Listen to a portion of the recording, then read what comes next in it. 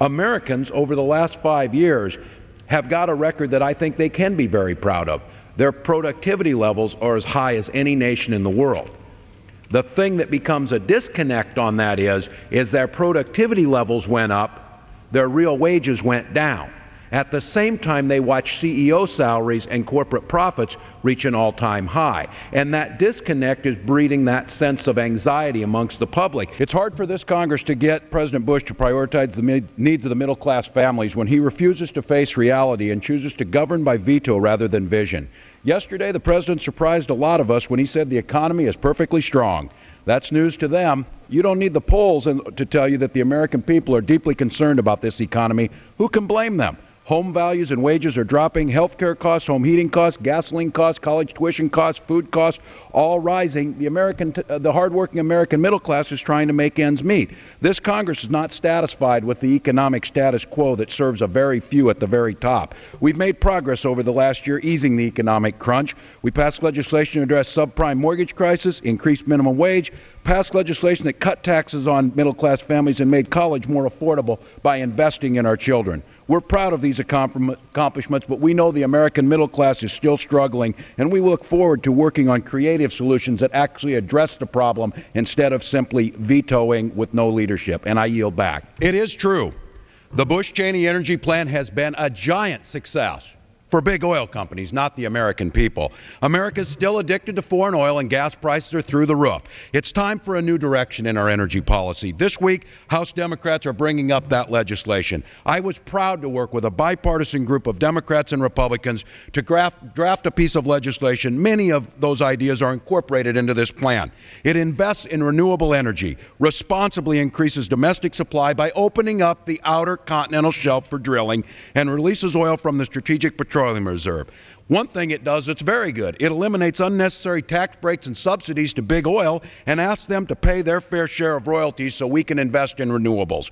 All Americans, Republicans, Democrats, who believe it's time for our country to move in a new direction towards energy independence should join us and move this ball forward. This legislation will create millions of good-paying American jobs in the renewable energy industry, and it will begin to break the stranglehold of foreign oil over this nation. And I yield back.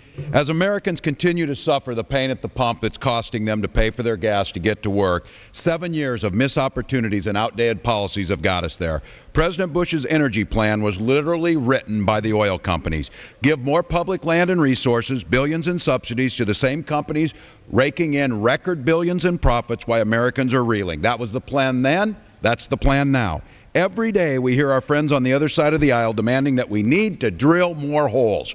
What we don't hear is anyone on that side demanding that they drill on the 68 million acres they have.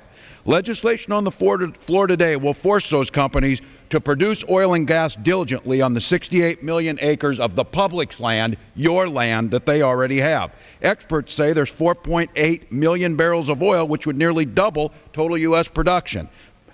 Madam Speaker, drilling has been the Republican slogan for years, and it'll be so today. Today is finally their chance to put that slogan to the test, to tell big oil to use it and drill now or to lose it. And I yield back. What are you saying on the House floor?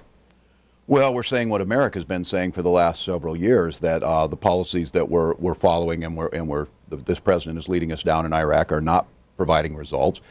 They're not based on reality. They're based on wishful thinking and his ideology. And the American people have been having this conversation at water coolers, at work, on the streets, at soccer games for years, and the only place it wasn't happening was on the floor of Congress where the policies are made. I rise today to introduce a new bill, the Veterans Travel Program Reform Act of 2008. I'm proud to be joined by my colleague from Connecticut, Mr. Courtney, in introducing this legislation.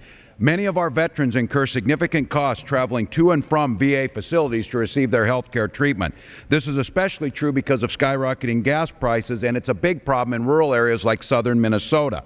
While some veterans are reimbursed for their travel, the rate they receive is way below members of this body receive when we travel in our cars. That is simply wrong. What's more, current law requires the VA secretary to raise the veterans' deductible to pay for it when the mileage reimbursement goes up. Many of our veterans travel long distances and end up paying for that out of their own pocket. This bill would fix these problems by making it more generous and fair in the reimbursement. It would set the mileage rate at the same rate that other members of Congress and other federal employees receive. It would eliminate the deductible, and it would eliminate the restrictions on eligibility, so more of our veterans would be able to receive that. Mr. Speaker, our veterans served us. Now it's time we serve them. I urge my colleagues to join me. Madam Speaker, yesterday I talked to a farmer who told me he just purchased fuel to power his irrigation pumps. The cost for 2 weeks of that fuel, $33,000 worth of diesel. This nation's people and economy are reeling because of high energy costs, and yet some in this House offer nothing but the same old political games, the exact games that put us in this position. Let's be very clear. No one is saying we shouldn't be producing and using domestic supplies, but false solution land grabs and politics aren't going to get us to energy independence. Oil companies today are sitting on 68 million acres of federal land, your land, Madam Speaker, and that produces up to a decade and a half worth of all the fuel this country needs, and yet they are not drilling. Future generations deserve that we provide real solutions that not only include domestic production, but innovations in alternative technologies and crack down on speculations. Yesterday, Madam Speaker, China increased their fuel prices by 17%, and the price of oil dropped by $6 a barrel. By anybody's best estimate, that is more than drilling in Anwar would drop the cost. Madam Speaker, we deserve solutions that extend to the next generation, not the next election. Last week, 10 million children were denied health insurance because some of my colleagues on the Republican side of the aisle chose to stand with President Bush over the children. It's disappointing that some of our colleagues stood with the president and stood with the smoke and mirrors campaign to distort what the S-chip legislation was. But this is not the end. It is only the beginning of the effort of this Congress to stand with American families to protect health care for our children. Democrats in this body, along with 68 members of the Senate and 43 of our nation's governors and over 80% of the American public, want this piece of legislation to move. We're committed to ensuring that states have the resources and flexibility necessary to enroll these children. Mr. Speaker, the American people, governors, many members of Congress, both Democrat and Republican, were disappointed that more of our colleagues on the Republican side of the aisle didn't vote to override the veto. However, we will give them the opportunity soon and often to change that vote, stand with America's children, and reject the president's veto. With that, I yield back. Thank you, Mr. Speaker, and thank you to the chairman, the gentleman from California, Mr. Filner, and thank you to the ranking member Moran, who's here today. I rise in strong support of H.R. 6445, but I rise proudly amongst this committee of what the American people I think would be proud to know. This is one committee, both Republican and Democrats are here for a single purpose, and that is to serve our veterans in the best way possible. So I thank the ranking member and the chairman for doing exactly that. I rise to speak in the portion of this bill that I introduced as the Veterans Pain Care Act of 2008.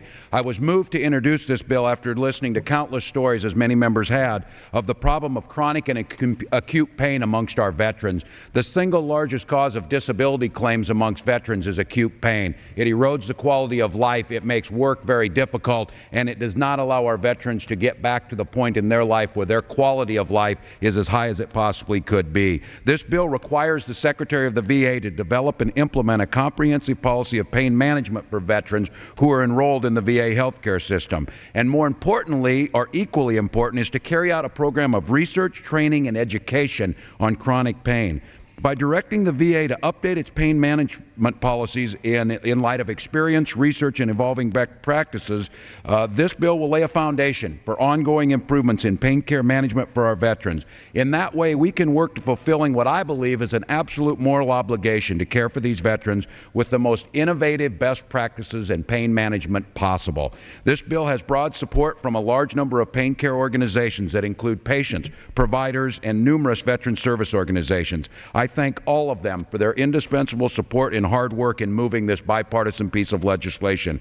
I would also like to express deep appreciation for the Veterans Affairs Committee staff, on both the majority side and the minority side for working out this piece of legislation. It truly is a compromise. It truly is a piece of legislation, the entire bill, H.R. 6445, that transcends politics and gets at the heart of what the public wants us to do. Come together as Americans to pass good legislation that prioritizes this nation veterans at the top and cares for them in a fiscally responsible manner that allows them to return to their daily lives after they've served us. It's the very least this country can do, and I'm proud to be associated with it. I yield back, Mr. Chairman. Mr. Speaker, over the last couple months, House Democrats have been working with real solutions to lower pump prices for the American people. Smart legislation that invests in renewable energy and temporarily halted the sending of oil to the Strategic Petroleum Reserve. This week we will continue with real solutions to give relief to people across this country. We'll consider legislation today to prevent price gouging by unscrupulous companies. Later in the week, we plan to take up a bill that will tighten the Enron loophole that allows speculators in the dark markets in places like Dubai to drive up oil prices without having any oversight. Rampant speculation is estimated by most economists to driving up oil $30 a barrel. And on Thursday, the House will consider legislation that tells big oil to either use it or lose it. This bill would bar oil companies from this fictitious red herring of saying they need more land. They have 68 million acres of the public land that they are choosing not to drill on, even though oil is under it. These bills need to deserve and need to have bipartisan support to truly help the American people, and I yield back. It is time we restore fiscal sanity to Washington. In 6 short years, Republican policies turned a $5.6 trillion surplus into a $3 trillion deficit. That is an $8 trillion reversal of fortune. And last year, congressional Republicans never came to an agreement on the budget and refused to pass 9 of the 11 must-pass appropriations bill before adjourning in December. This isn't how the budget and appropriations process is supposed to work, and the American people know it. Democrats vow that we're going to get things done and get them done on time. This year, Democrats brought much-needed reform to Congress by passing a rules package that requires Congress to pay as we go. This isn't a new idea. From 1990 to 2002, Congresses and administrations of both parties abided by common sense rules that stated you couldn't cut taxes and increase spending unless you paid for it. Pay as you go was one of the main reasons Washington balanced the books in the 1990s. This week, since Republicans were unable to do their job last year, Democrats will bring a final bill to the floor that will fund key priorities. This bill will allow us to move forward with fiscal sanity. Thank you. No debate in this House is longer overdue. This debate has been going on for nearly 4 years in houses, in grocery stores, in workplaces, in houses of worship all across America. No greater responsibility rests with us, the people's representatives, than debating the decisions involved in waging a war. The decision to send our brave women and men into combat is not the end of our responsibility, it is the beginning. This body has a sacred duty to protect this nation, our citizens, and especially those we send into combat in our name.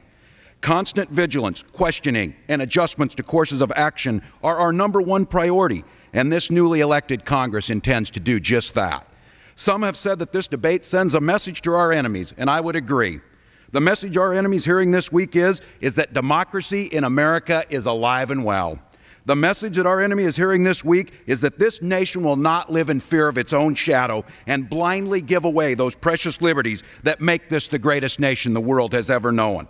The message our enemy is hearing this week is this nation is able and willing to adjust our tactics to focus on the true threats to our security, which come from al-Qaeda and the Taliban in Afghanistan, and by securing our ports and borders. The message they are hearing is that this nation is no longer willing to wage a war based on political ideology and failed policy. We will wage it on facts and reality. Many of my colleagues have spoken of the need to support our troops. You'll get no debate from me nor any other American. By implying that some don't support the troops based on nothing more than political posturing is cynical and divisive. For more than 2 decades, I served with soldiers, airmen, Marines, and not once did I ever see these brave men and women as anything other than patriots. I never saw them as a Democrat, a Republican, an independent, or a libertarian. nor did they see me as anything but a fellow soldier. The issue that we're debating this week is the execution of this war and the failure of this administration to provide a realistic plan for success. From the start of this war up to this recent plan to send more Americans into Baghdad, this administration has miscalculated, poorly planned, shifted blame, and failed to couple our military policies with diplomatic, economic, and long-range strategic planning that would give our soldiers a chance to succeed. Had the previous Congress done its constitutional duty of oversight and accountability, there's a strong likelihood we would be in much better shape today. Even as foreign policy experts, military experts, the Congress, and the American public show an overwhelming desire to change course and oppose this escalation, this administration ignores all evidence and stumbles on. This debate marks the new beginning of this Congress's acceptance of our duty to provide the oversight and bring about policy changes based in reality and facts and long-range security needs of this nation. I've taken 2 oaths in my life.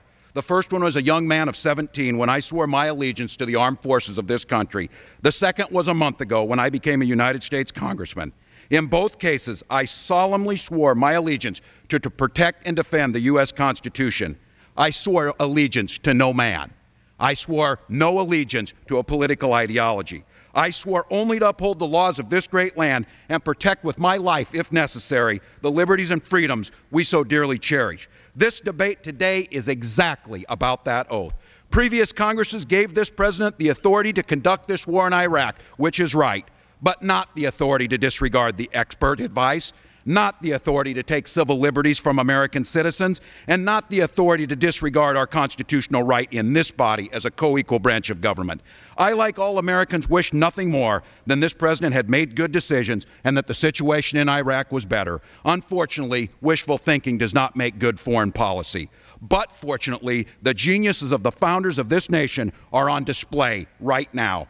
This Congress, by taking this first step of oversight and accountability and passing this resolution, will begin to right the ship of state and take this country on a path that will lead to greater security and begin to return our brave men and women back to their families. A few short months ago, I was teaching high school. Call me optimistic and naive, but I don't see where casting a vote in this sacred room is anything but binding.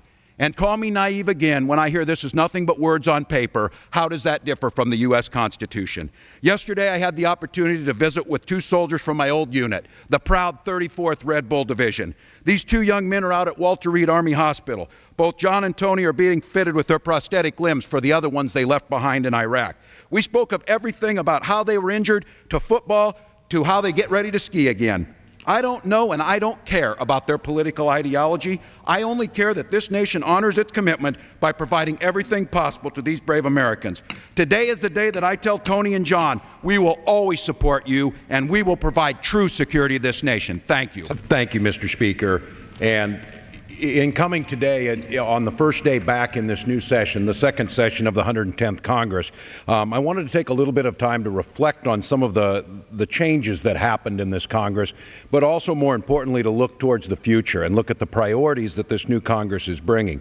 It's very apparent that when myself and my 43 Democratic colleagues were brought to this House, the reason we were sent here was to change the way business has been done. It wasn't about maintaining a status quo. It wasn't about talking about issues that weren't relevant to their lives. It was very apparent that, at least in my district of southern Minnesota, that they chose to send a school teacher without political experience to Congress to speak about those issues that were most on their minds, to talk about the issues of economic equality, to talk about the issues of true national security, to talk about the issues that were going to impact their children for generations to come.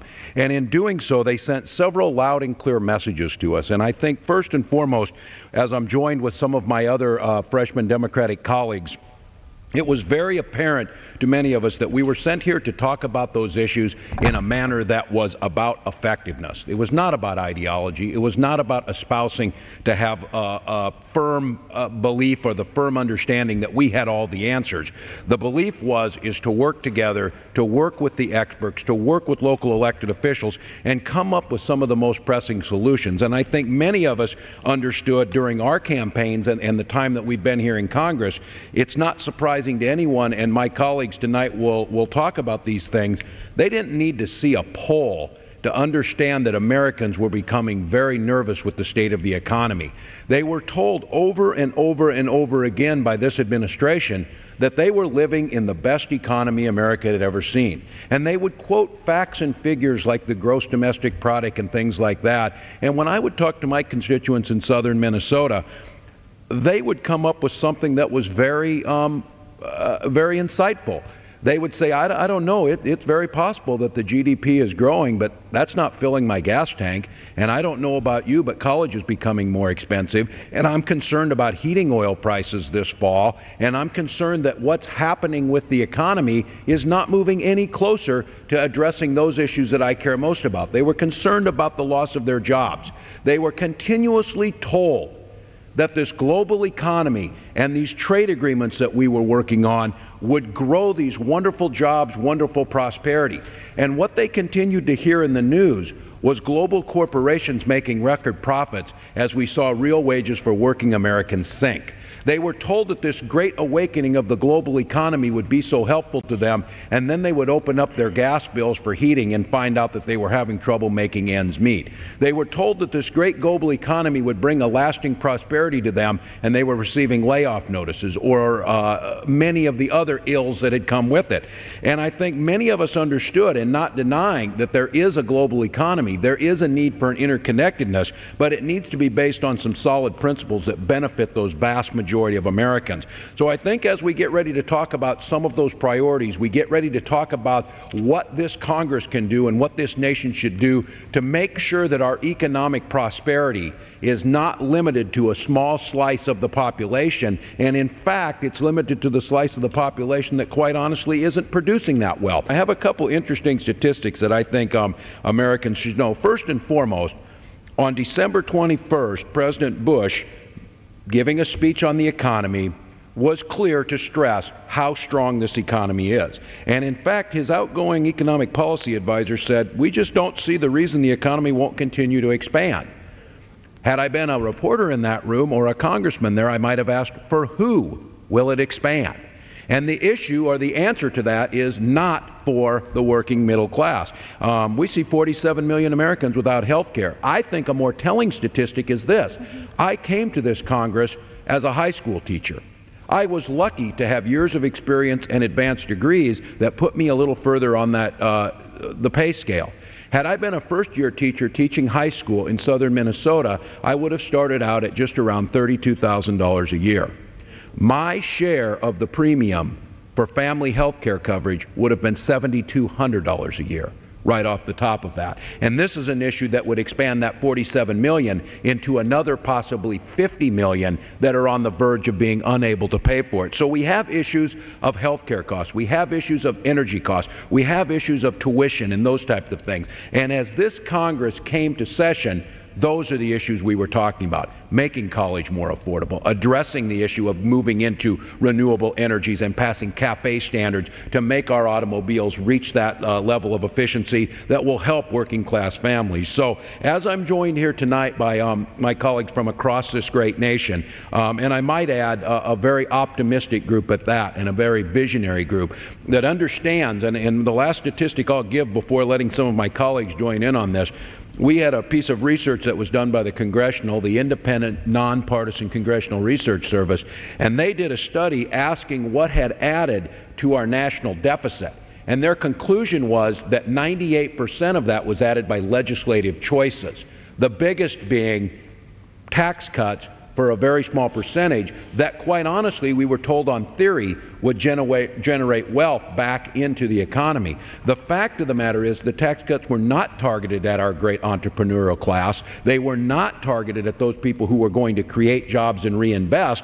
They were targeted at the people that would continue to build trust funds to pass on to future generations of that very, very thin privileged class. And because of that, this Congress has got work to do. This Congress and these members that were sent here tonight, or that were sent to this Congress that will speak tonight, were sent by their constituents not to talk ideology, not to argue with the other side, but to look at the issues and not come with facts and figures, but to say, hey, I'm a school teacher sitting in southern Minnesota, and I'm having trouble making ends meet, and I actually could qualify for food stamps. What's wrong with an economy that does that, and what can be done to bring back a sense of fairness to it? I think the good news in this is if 98% of the federal deficit was caused directly as a consequence of legislation, we've got the opportunity to reverse that, and I'm proud to be standing with 3 members that I know have that as a priority. And I'd like to first of all yield to my colleague south of the border in Iowa, Mr. Braley. And thank you, Mr. Murray, and the rest of you for being here today. I would echo a little bit of what my friend from Texas said. First of all, I do want to thank you for serving this country and serving our veterans. I think it was a very important question that he asked you about being career in this. You're working in the largest healthcare system in the world, and we're cognizant of that. Our job is to be here to help provide whatever we can to make your job as successful as possible, because that translates into care of our veterans. That protecting of the public trust in the VA system is one of the highest priorities I see in my job of sitting here. And so maybe it's like the chairman. I'm also a high school teacher. We can always find the silver lining anywhere, I can tell you that. To survive, you must. And there's a lot of good. And so I think that there's some things happened here that I think should give us reason to be optimistic. But I think each of my colleagues brought up very legitimate concerns, which you've acknowledged, and the GAO has done a fine job of doing what they're supposed to do. My first positive, I guess, is the IG process seemed to have worked. Back in 2007 in Boston, and identified what was going on. I have been, as this committee, I think, has been a strong proponent of making sure that the IG is there as a partner, make sure they're well funded, make sure they have the ability to do what they're supposed to do. And I would applaud the chairman and ranking member Brown-Waite for also bringing this up. I guess my concern is, and it's maybe it's a little esoteric, and it went to where Mr. Rodriguez was speaking about. One of the areas I've spent a lot of time on in my doctoral work was in organizational design, and so I appreciate the challenges you have, but I also know there's things that we can do to make this work. I'm trying to get at that. Boston report came out in June of 2007, and here we sat on July 31st of 2008 talking about what we're going to do. My concern has always been with the VA that we provide you not only the necessary oversight, but we provide you the necessary flexibility and tools to be able to do your job with several basic, I guess, mission statements for you. The highest quality of care for this nation's veterans that we can provide in the most fiscally responsible manner that we can do that. So my question, I guess, and this is maybe where we can let Mr. Downs, I kind of wanted to hear a little bit from that. We're seeing that this is there. I wish the sense of urgency were higher. It does appear like the GAO offered nothing more than basic best practices. You've agreed to that, and I think, as you said, let's hope that it didn't get into waste, fraud, and abuse.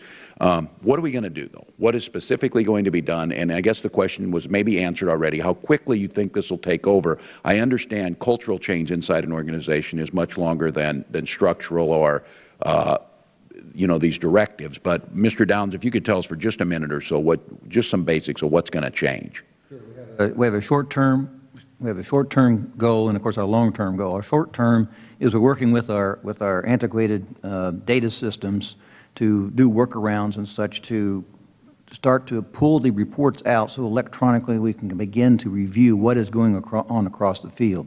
In fact, the issue of 1358 was discovered by my office when we first became an office and began looking at data. Well, we needed to find out what are we buying, where are we buying it from, what's it cost, et cetera, et cetera. That's when we went into the FCAP system, found out we had basically seven different stovepipe data systems within each one of the 154 medical centers, and none of them we couldn't pull data up at a national level very well. So we've had a lot of data people in my office working on that. Now they're pulling reports up. And when we discovered 1358, we brought it to the attention of appropriate folks, and then, of course, the things have rolled downhill from there because we want to find out what the problems are, and then we need to solve it. And going back to Mr. Murray a while ago when he was being questioned, part of the fact is that we're a team, and in VHA there wasn't a logistics office for 25 years, and so this office was formed. And then we have to work as a team with them. So when I found this information, or my staff found out, we immediately went to the CFO, Paul Kearns here, and Mr. Murray, and said, here's our problem. Mr. Fry, we share that information because we have to work as a team to solve it. So we're dealing with legacy systems. We're developing workarounds so we can do these reports. We're as intense about this as you all are. In fact, more so because we have an obligation to make this thing work. And it's appalling when we come in and we're not able to provide you the answers you want, nor are we able to properly conduct our oversight and monitoring if we don't have the tools in front of us to do it. And manual reports just don't cut it. You have to have the ability to electronically pull data in so that you can then do the reviews. Now, so what we're doing here with our first data runs is we did the method of processing report, which brought up the 1358 issue. Now we are looking at the on-off contract report. In other words, we're looking at obligations. Do they have a contract or don't they have a contract? We're looking at the miscellaneous obligation, open and closed. So one thing that we can do with that is, are they leaving these 1358s open? Or are they closing them like they should be? What is going on there? And we're looking at the budget object codes to see what is going on with that. The expendable inventory reports, our GIP, how does that tie in? The FPDS matching report is something new that we've just been able to put together, which will show the contracts that we have and are they being reported properly into FPDS. See, all of these things are integrated. They can't be just taken one at a time. We have a number of other issues that we're going through, looking at our item file and our vendor file. They're all confused, and so trying to pull that together. And to also help put it in perspective is that when Core FOLS came into being many years ago, it was supposed to solve many of these problems because we knew some of these things existed, our predecessors did, but of course it all fell apart. In the interim, though, we've come new on the scene, and we see the problems, and now we're trying to do these workarounds to get them going again. And so we now, as of today, as a matter of fact, there's an RFP out on the street for the integration of the strategic asset management system, which we hope to begin a pilot in January. And to answer the question that's been asked about time, this particular part of flight, if the pilot will take place, we hope starting in January, it'll take place about a year. And then we will do about 10 more stations, and the next year roll that out, and then the third year begin rolling out nationwide. So in the long term, we're looking at a 3-year project if all goes well. In the short term, we're going to continue working with these issues as we develop workarounds with the data systems that we have. And we're looking at that information, and then more importantly, we're sharing it back with the field, because the field's been doing this for years. No one's given them feedback, so I think in many cases they didn't even know they were doing it wrong. They just sort of drifted into it as personnel changed and such. My time is up, Mr. Downs. Is it fair to this IT issue, and I asked the chairman and the ranking member, how many hearings have we had that we come back around to the IT issue, whether it's the electronic medical record, and now we're hearing it here. This is an issue that their members been on this committee for 10, 15 years, and they keep coming around to the IT issue. And my belief is if that's where this is all stemming from, boy, we have got to figure that out. I'm a big fan of Mr. Henke, who I think brought a new vision to this on the IT side of things, but I still keep hearing about it. It's still frustrating. So I thank you for what you've done on that. And of course, Mr. Downs, I thank you anytime you're wearing a CIB. We welcome you at this committee. The gentleman from Minnesota is recognized for as much time as he might consume. Thank you, Mr. Speaker, and thank you to Mr. Davis for managing the bill. A special thank you to my colleague from a little further upstate in Minnesota, Ms. Bachmann. Thank you for your kind words. Your pride and your enthusiasm for our state is evident, and I think all of us who live there understand why. I, too, rise to ask my colleagues to join me in congratulating the great state of Minnesota, the 32nd state. It's our sesquicentennial, 150 years, and from the natural beauty of the Mississippi River across to the plains near South Dakota, this is a state that amongst the stark beauty has planted the seeds, as you heard my previous colleague talk about, of innovation from healthcare to computer technologies to agriculture. And I'm especially proud to represent the southern area of the state, the 1st District.